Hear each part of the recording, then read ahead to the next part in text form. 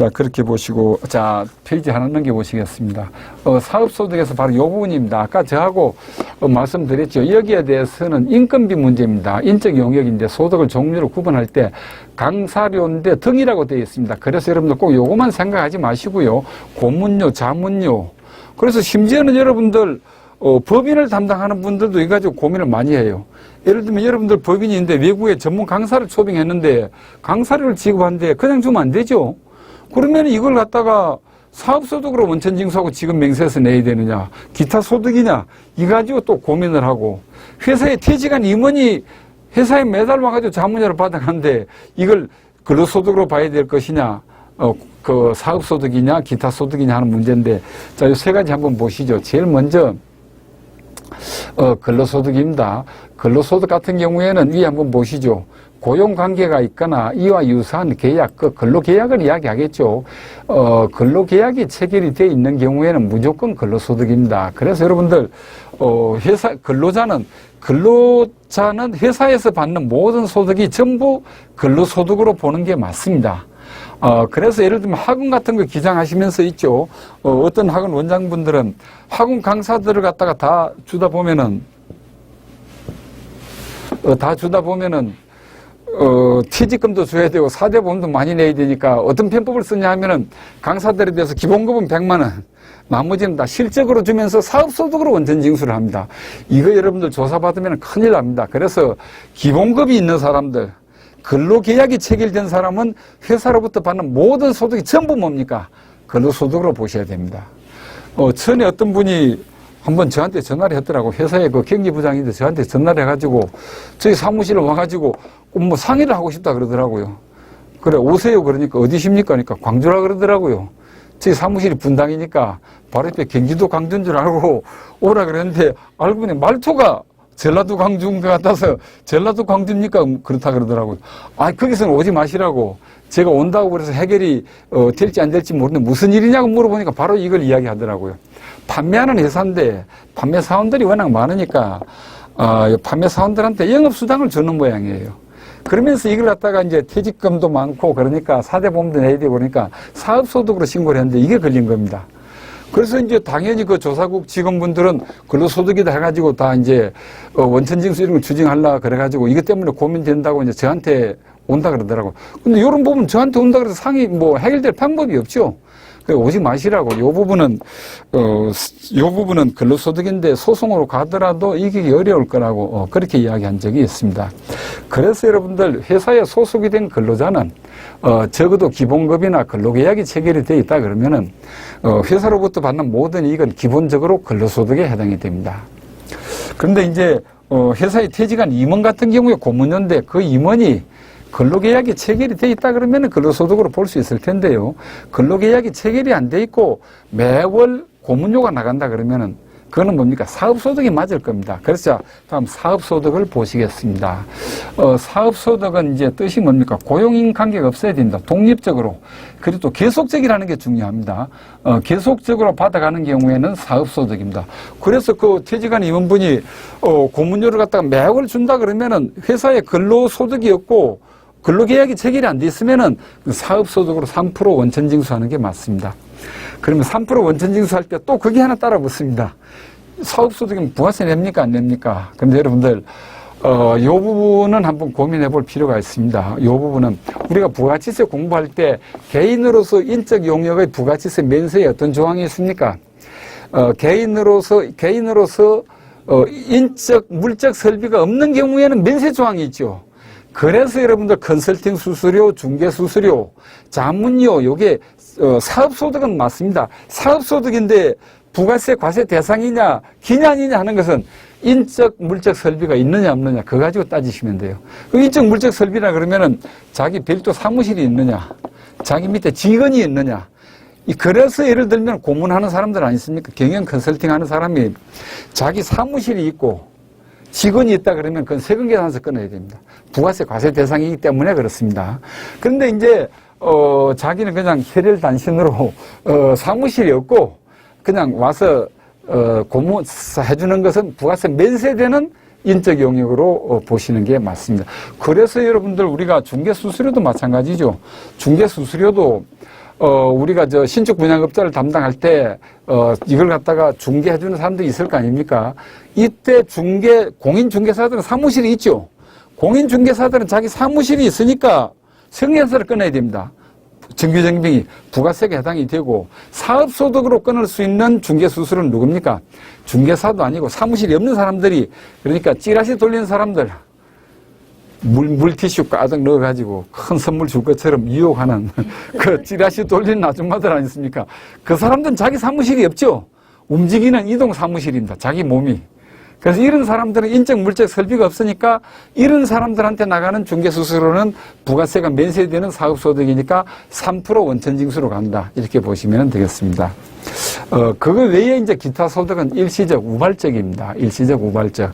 그래서 여러분들 회사가 강사를 초빙했는데 그 강사가 전문 강사처럼 전문 강사라 그러면 사업소득 원천징수 해야 될 것이고, 저처럼 세무사 본업을 하면서 가끔 한 번씩 나오는 사람들은 기타 소득으로 원천징수하는 게 맞을 겁니다.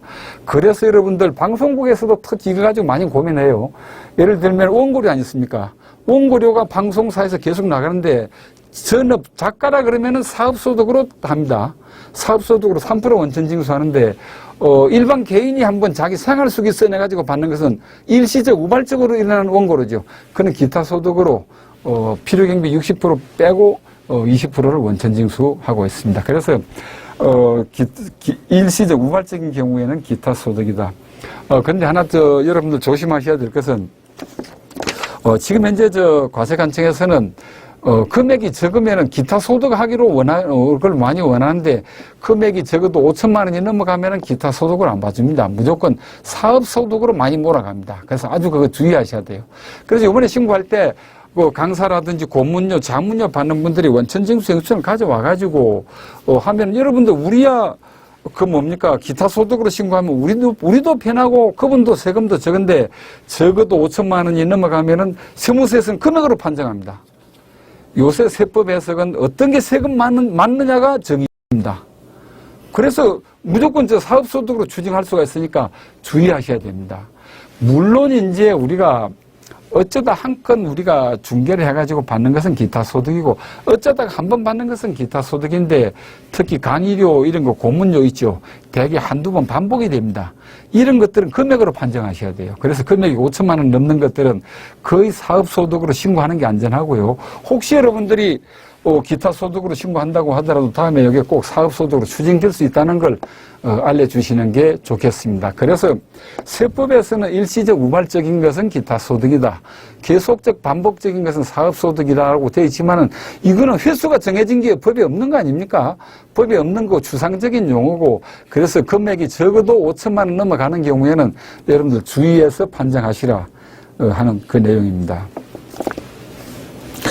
자, 그 다음에 페이지 한번 넘겨보실까요? 특히 연예인이나 운동선수들, 종합소득세 확정신고 어떻게 하느냐 하는 문제인데 58페이지입니다. 자, 그래서 여러분들 특히 연예인이나 운동선수들은 현재 세금이 가혹합니다. 세금이 가혹하고 기장을 했는데 조사가 나오면 연예인들이 상당히 억울합니다. 이때, 그래서 여러분들 있죠. 연예인들은 먼저 사업소득입니다. 사업소득이니까 기장을 해야 돼요. 근데 연예인이나 운동선수들 기장하면 여러분들 경비가 뭐가 있겠습니까? 경비가 없습니다. 그래서 이제, 연예인한테, 옷 산 거, 그 다음에, 출장 나간 거, 차 산 거 다 영수증 가져오라 그러면 비용 처리해도 조사 나오면은 다 부인해요. 옷 산 건 당신 돈으로 샀느냐? 연예 기획사에서 다 사준 거 아니냐? 이렇게 시비가 걸립니다. 기장해도 시비 걸리고, 기장 안 해도 그럼 기장 안 하면 될 거 아니냐. 경비율 공제 받을 거 아니냐. 근데 기가 막힌 거는 세금 제가 계산을 해봤습니다. 연예인이 5억이 있다고 보고 세금 계산을 하면 있죠. 그러면 기장이 어려우니까 추계신고하면 될 거 아니냐. 5억인 경우에 연예인 추계신고하면 있죠. 가산세가 2,800이에요. 요때 가산세가 2018년도부터 두 가지가 해당이 되죠. 무슨 가산세입니까? 무기장 가산세 20%. 성실신고 미천부 5%, 25% 가산세 기본적으로 물로 들어가야 됩니다.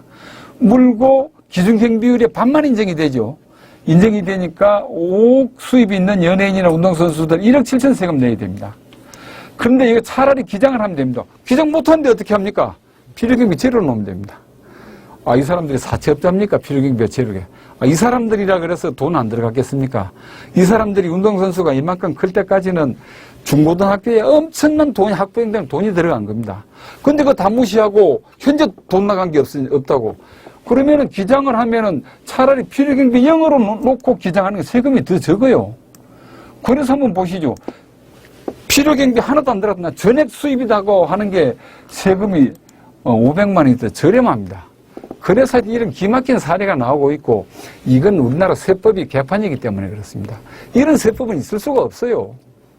세법 자체가 잘못된 겁니다.